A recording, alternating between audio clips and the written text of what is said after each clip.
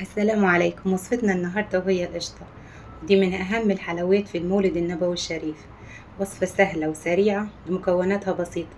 لو شفتيها هتقولي أكيد مكونة من 100 مكون، لكن مكوناتها سكر مكون تاني موجود عندك في البيت، تجيبيه من عند أي عطار. نتيجتها مضمونة حتى لو أول مرة تعمليها. يلا كده نشوف الطريقة والمقادير مع بعض، ولو أول مرة تشوف القناة ياريت ما تنسيش اللايك. اول خطوه انا هعملها هجيب الحله او الحاجه اللي انا هعمل فيها الوصفه. معايا 3 كوبايات من السكر بالكوبايه المعياريه اللي انتوا شايفينها، 3 كوبايات. انا طبعا مضاعفه الكميه، انتوا قادرين تقللوا الكميه عن كده، انتوا ممكن تعملوا نص الكميه اللي انا عاملاها. 3 كوبايات من الكوبايه المعياريه في الحله اللي انت شايفاها دي. حطيت عليهم كوبايه واحده بس من الميه. وطبعا لازم تكون الحله اللي انت هتعملي فيها لازم تكون كبيره شويه عشان انت لسه هتحطيها على النار. معايا معلقتين من عسل الكلوكوز، وده بيتجاب من عند اي عطار. هتحفظيه عندك في التلاجة، هيفضل معاكي سنة. هتطلعيه من بره التلاجة قبل الاستخدام بنص ساعة عشان يفك معاكي. حطيت معلقتين من عسل الكلوكوز.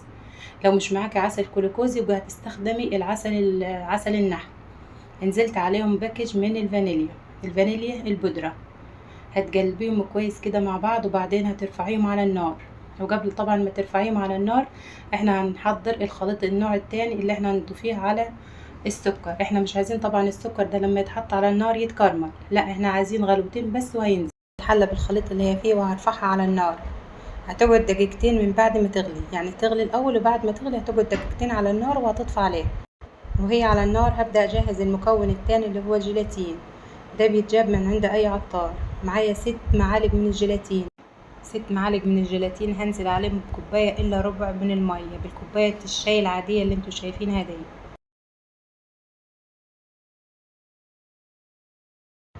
نزلت بشوية من المية وهقلبه لحد ما يوصل للقوام المناسب. بس أنا استخدمت كوباية صغيرة شوية عن الكوباية المعيارية، فطلع المية قليلة، فانت تستخدم الكوباية المعيارية عشان تضمني نجاح الوصفة. لما لقيت طبعا لازم يوصل للقوام المناسب، لا هو تخين ولا هو خفيف.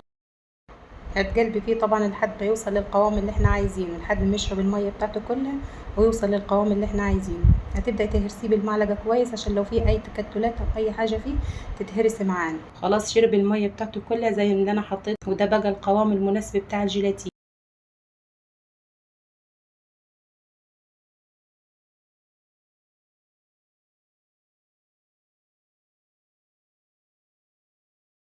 حطيت السكر بتاعي على النار من بعد ما يبدأ في الغليان.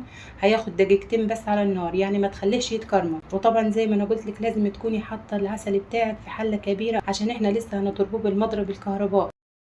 طبعا الوصفه دي بتتعمل بمضرب كهربائي او بالعجان. ما ينفعش تعمليها باي حاجه تاني، المضرب اليدوي ما ينفعش ابدا معاكي ومش هيديكي اي نتيجه. لازم يكون معاكي مضرب كهربائي او عجان. خلاص كده نزلت العسل بتاعي من على النار، وحطيت عليه الجيلاتين اللي انا عاملاه. هبدأ بقى اضربه بالمضرب الكهربائي. هتضربيه بالمضرب الكهربائي حوالي 15 دقيقة لحد ما يديك القوام المناسب. هو القوام المناسب بتاعه هيبقى عامل زي كريم الشانتيه. هتضربيه كويس. طبعا هي نفس الوصفة عامل زي المارشميلو، بس المارشميلو بيتغلف بالنشا والقشطة بتتغلف بجوز الهند. هتضرب الخليط كويس. طبعا ما تستعجليش، ما تضربوش ضربتين ودول خلاص. خلاص كده اصبه في الحاجة، لا ده ليه وقت لازم ياخد، يعني تصبر عليه خالص. اديكي شايفة اهو، كل ما جاي يتقل معايا ويتغير لونه. في الاول بيبقى لون اصفر بسيط لان السكر لسه ما بدأش يتقل معانا، بعد كده يبدأ لونه يتغير شوية بشوية لحد ما يوصل معاك للون الابيض الفاتح خالص، وده القوام بتاعه. في الاول طبعا لما تبداي ضرب هتبداي ضرب مع الهادي خالص عشان السكر يبقى، عشان العسل بتاعك هيبقى سخن خالص عشان ما يبوظلكش ايديك او وشك. بعد كده هتسرعي سرعه المضرب معاكي. بعد ما تخلص الوصفه على طول، او قبل ما تبدا فيها خالص، هتكوني مجهز الصينيه بتاعتك وحاطه فيها من تحت كده جوز هند. ما ينفعش تكوني خلاص خلصت الوصفه وبتعمل الصينيه، لا لازم تكوني مجهزه الصينيه الاول عشان مجرد ما خلاص القوام بتاعه يتخن خلاص هتنزليه على طول من الصينية عشان ما في الحلة بتاعتك وما يطلعش منها. بعد خلاص ما ضربته وخلاص ووصل للقوام اللي انتوا شايفينه ده، هنزله في الصينية على طول. شايفين؟ اللهم صل على النبي، ادي القوام بتاعه ما شاء الله اللهم بارك. خلاص كده. ولازم طبعا تدهني الجناب بتاعت الصينية بالزيت عشان لما تيجي تخلعيها تتخلع معاكي بسهولة. حابة تحطي من تحتيها ورقة من الزبدة حطي، مش حابة تحطي خلاص هي مش هتلزق، بس انت تحاولي كده.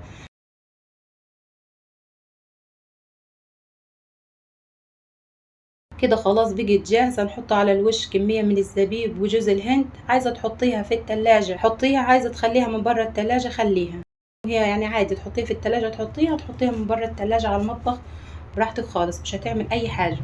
بس اهم حاجة ما تقطعهاش على طول، لازم تفضل في التلاجة. يعني لو عاملاها بالليل هتفضل للصبح، لو عاملاها من الصبح هتفضل لليل، عشان تبقى القطعة بتاعتها متماسكة وطرية ومطاطة. ودي بعد ما قعدت 6 ساعات في التلاجة، احنا ما قعدتش اصلا يوم كامل، فالاولاد استعجلوا عليها قطعوا منها، اللهم صل على النبي، من حلاوتها ما قدروش يستنوا ان انا اصورها كاملة فقطعوا منها. شايفين قد ايه هي مطاطية وناجحة وناعمة وطرية وزي العسل. لو جيتي قارنتيها باللي بره مفيش وجه اي مقارنة، لان دي انضف واحلى واضمن كمان مليون مرة. وان شاء الله كده لو اول مرة تدخل المطبخ وتعمليها تطلع معاكي ناجحة من اول مرة. وانا ان شاء الله هكمل معاكم حلويات مولد النبي الشريف ان شاء الله. هعمل معاكم الفولية وهعمل معاكم الحمصية، هعمل معاكم الحلويات كلها بتاعة المولد، وان شاء الله تنال اعجابكم والوصفات تعجبكم.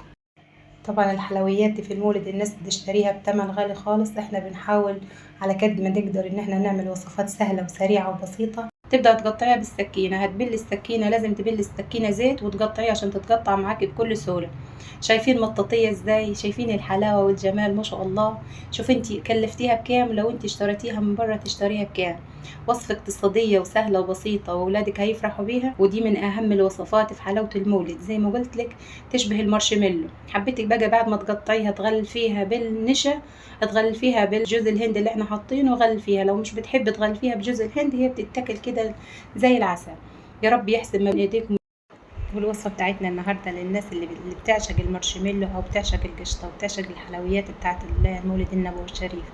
أنا عملتها لكم بأقل الإمكانيات وأسهل الطرق، وإن شاء الله تمشوا على الوصفة اللي أنا عملتها بالمقادير اللي أنا قلتها. إن شاء الله تطلع معكم الوصفة ناجحة 100%. وإن شاء الله كده تدعوا لي دعوة من القلب، دعوة حلوة ليا ولأولادي، ودعوة إن شاء الله كده بصلاح الحال. ودي كانت وصفة النهاردة، يا رب الوصفة تكون عجبتكم. لو عجبتكم الوصفة وعجبكم الفيديو ما تنسيش اللايك للفيديو واشتراك في القناة وتفعيل زر الجرس عشان يوصلك كل جديد من عندي هنا في القناة. والسلام عليكم ورحمة الله وبركاته.